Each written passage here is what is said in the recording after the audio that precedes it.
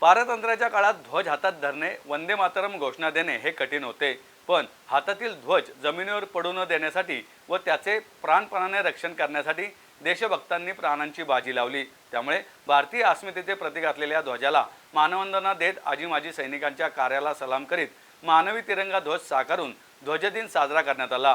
तब्बल 250 विद्यार्थ्यांनी मानवी तिरंगी ध्वज साकारून आगळी वेगळी मानवंदना दिली आहे। नरे येथील जाधवर ग्रुप ऑफ इन्स्टिट्यूटमध्ये ध्वजदिन साजरा करण्यात आला। यावेळी संस्थेचे अध्यक्ष प्राचार्य डॉक्टर सुधाकरराव जाधवर, उपाध्यक्ष ॲडव्होकेट शार्दूल जाधवर, खजिनदार सुरेखा जाधवर यासह शाळेचे मुख्याध्यापक, शिक्षक व कर्मचारी उपस्थित होते। देशाच्या सीमांचे व स्वातंत्र्याचे प्राणपणाने रक्षण करणाऱ्या सैनिकांप्रती समाजाचे काही ऋण आहे। तसेच नागरी जीवनात उद्भवणाऱ्या समस्या, वादळे यासह नैसर्गिक आपत्तींमध्ये मदतकार्य करणाऱ्या सैनिकांचेही आपल्यावर ऋण आहेत। त्यामुळे त्यांना सलाम करण्याची संधी ध्वजदिनाच्या निमित्ताने साधत विद्यार्थ्यांनी हा ध्वज साकारला। तसेच लष्कराच्या तिन्ही दलांचे ध्वज देखील यावेळी साकारण्यात आले।